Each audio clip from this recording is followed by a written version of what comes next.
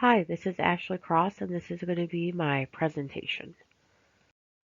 This slide is going to cover the background of the problem. Now, this problem takes place in a large pediatric center that employs many nurse practitioners and doctors.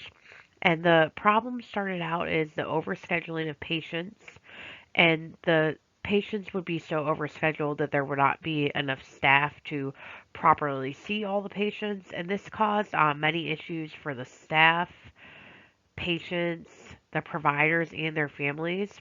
And these are just some of the issues. It led to staff quitting. It led to long wait times, and sometimes the wait times were so long that it would actually cause patients and their families to leave because it lasted so long past their appointment time. Now, this slide covers the fishbone diagram, and this is just some of the problems that were caused by the overscheduling of patient appointments. It led to a stressful work environment, which also led to more employees quitting. It was hard to retain staff. Once staff was hired, it was hard to keep them on. And it also led to poor customer service, long wait times. Patients were walking out, which led to high patient dissatisfaction, which also put stress on all the employees, especially the front desk employees. And to note here, one of the main themes in this fishbone diagram is there just seems to be a general lack of communication between all staff, including the phone center staff, which is the staff that schedules some of the appointments, the front desk staff, the providers, and the support staff, which is like the medical assistants and the nurses. Now, this slide covers the brainstorming session, and it was done via text message with me and three of my former coworkers. And there's some very simple ideas on here, such as, hiring more staff, how to retain more staff. But again, one of the things that I really noticed was communication. One of the ones that we really thought was a good idea was to open communication between the phone center staff, again, which is the staff who schedules most of the appointments, and the support staff, because currently there is no formal way to communicate with them. And another thing we were trying to do is, maybe change some of the policies. Like an example of that is put a limit on how many patients can be scheduled per day, depending on the number of staff, and also to come up with a way to notify the front desk besides just word of mouth when a provider is running behind with appointments. The final three solutions were have a way for phone center staff to communicate with the front desk and support staff, hire more providers/staff and request more floats, and retain staff, and block appointments if providers are very behind, and possibly limit the number of patients scheduled per day. This slide covers my criteria, and the first one I picked is practical application, and that's just how feasible the solution is and how likely it is to be implemented if it's actually picked.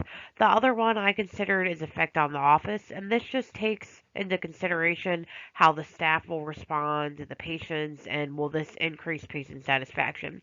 The third is training, and this just considers how long it will take to actually train the staff if a new procedure is actually implemented. And the fourth is sister sites. And what do I mean by this is my former place of employment is a corporation, but they do own tons of different doctor's offices. But because they are a corporation, likely if there's like a new policy or procedure at one office, it could be considered at other offices. So that was something I had to take into consideration too. And the last is costs. Even though it is a medical office, it's still a business. So if something is very costly, it's not likely to be picked.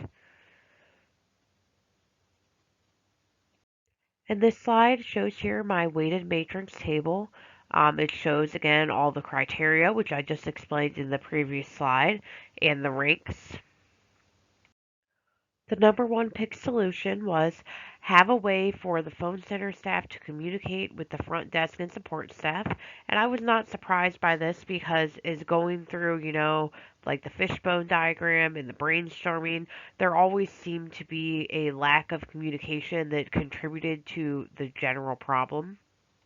And these are the steps for implementing the solution. One is to have the tech team come up with a feature, a chat feature, and they'd have to install it on the computers, come up with a budget, and they'd also have to test the feature for bugs. And I felt like a chat feature was the best option because there is an employee interface that everyone uses, and there already is a chat feature that's between the providers and the support staff, so it's probably not out of the question to open up a new chat feature between the phone staff and the office staff. And another thing that's going to have to be done is training the staff on how to use the chat feature. They're going to have to provide training for the phone center staff, for the support staff, and there's also going to have to come up with some new protocols of what to follow when we are overstaffed and underscheduled. Just because we increase communication, it's not going to completely fix the problem. So there's going to have to be some new procedures implemented on how to deal with that. This slide is going to cover the ethical, social, and environmental concerns, and there was really none that were notable. There was no environmental concerns, and the only social concern that I could even come up with would possibly be local and pertain to the affected office. And that would just be if patient appointments are limited, it could cause some concerns for the patients and their families. And the only thing that I could even consider an ethical concern is limiting the number of patient appointments per day, and this is not even, something I was too concerned about. It was just something I felt like could be taken into consideration. This slide covers the effective solution formula. And in my opinion, this is the ideal solution out of all the solutions that were brainstormed.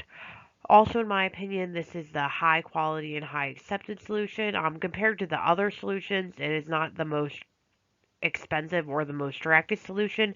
And I feel like this solution, if it is implemented correctly, it will increase patient satisfaction and it will help staff handle the high volume of patient appointments. This concludes my presentation. Thank you everyone for listening.